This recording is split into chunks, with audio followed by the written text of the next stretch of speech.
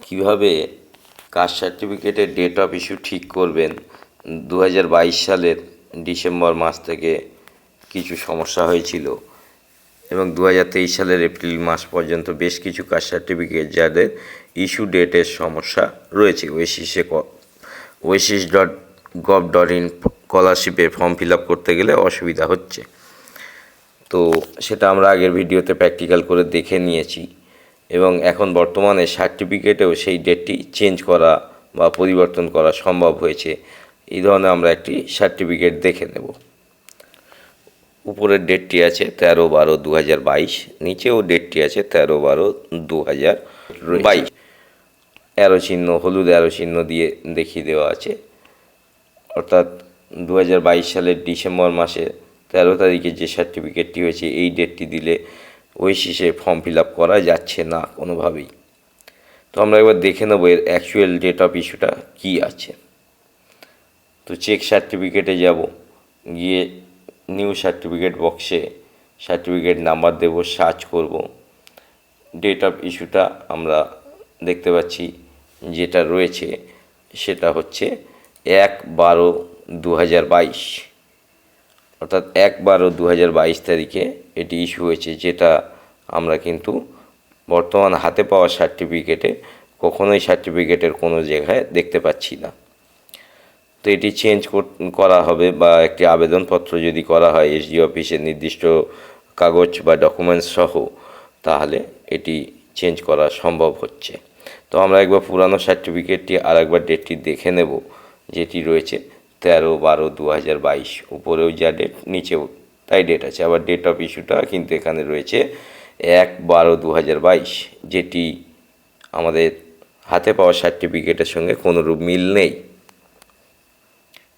তো আমরা সার্টিফিকেটটি আবেদন করেছিলাম ঠিক করার জন্য, দেখব ডাউনলোড করে যে সার্টিফিকেটটি ঠিক হয়েছে কি না। তো সার্টিফিকেট দুরকমভাবে ডাউনলোড করা যায়, সার্টিফিকেট নাম্বার, অ্যাপ্লিকেন্টের নেম আর শুধুমাত্র অ্যাপ্লিকেশান নাম্বার দিয়ে। তো আমরা সার্টিফিকেট নাম্বারটি দিয়ে একবার ডাউনলোড করে দেখে নেব যে ঠিক হয়েছে কি না। সার্টিফিকেট নাম্বার দিলাম, অ্যাপ্লিকেন্টের নাম দিলাম, দিয়ে ডাউনলোডে ক্লিক করলাম। ডাউনলোডে ক্লিক করার পর হ্যাঁ, এখানে ঠিক হয়েছে 1/12/2022 ডেটটি এসছে, উপরের ডেটটি, এবং নিচে যে ডেটটি আছে 1/2/2024, অর্থাৎ আগের ডেট বা তারিখের সঙ্গে কোনোরূপ মিল নেই। তো এই জিনিসটি সঠিক হওয়া সম্ভব হচ্ছে। যারা সঠিক করতে চান তারা অবশ্যই এসডি অফিসের নির্দিষ্ট ডকুমেন্টস সহ আবেদন করতে পারেন সরাসরি গিয়ে। তো পুরানো সার্টিফিকেটটা আমরা এবার দেখে নেব যে ডেটটা ছিল, 13/12/2022 রয়েছে। তো আমরা একবার নতুন সার্টিফিকেটটি নাম্বারটি দিয়ে এবং নতুন ডেট অফ ইস্যুটি দিয়ে দেখে নেব যে স্কলারশিপে ফর্ম ফিল আপ করা যাচ্ছে কি না। চেঞ্জ হয়েছে, শুধুমাত্র তারিখ চেঞ্জ হচ্ছে, এখানে অন্য কোনো কিছু চেঞ্জ হচ্ছে না, সার্টিফিকেট নাম্বার চেঞ্জ হচ্ছে না, সবটাই অপরিবর্তিত থাকছে। যদি ভালো লাগে অবশ্যই চ্যানেলটিকে সাবস্ক্রাইব করবেন, আশা করছি সমস্যার সমাধান হবে। তো আমরা একবার ওয়েসিস স্কলারশিপের ওয়েবসাইটে গিয়ে এই সার্টিফিকেট নাম্বার ও ডেট অফ ইস্যু দিয়ে দেখব যে ফর্মটি ফিল আপ করা যাচ্ছে কি না।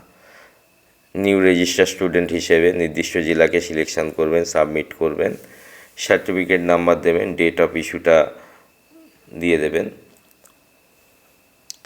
ডেট অফ ইস্যু যেটা রয়েছে 1/12/22, তাহলে 22 সাল এখানে উল্টো দিক দিয়ে সিলেকশান করতে হবে। 22 সালের ডিসেম্বর মাসের 1 তারিখে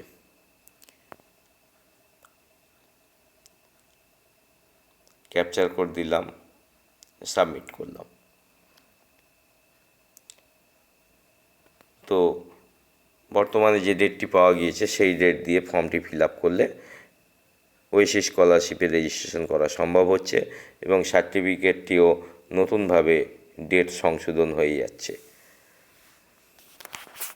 পুরানো ডেটটা আমরা আবার দেখে নিচ্ছি, 13/12/2022 এবং বর্তমানে ডেট হচ্ছে 1/12/2022। অর্থাৎ 22 সালের ডিসেম্বর মাস থেকে প্রায় এপ্রিল মাস পর্যন্ত সমস্যা আছে 23 সালে।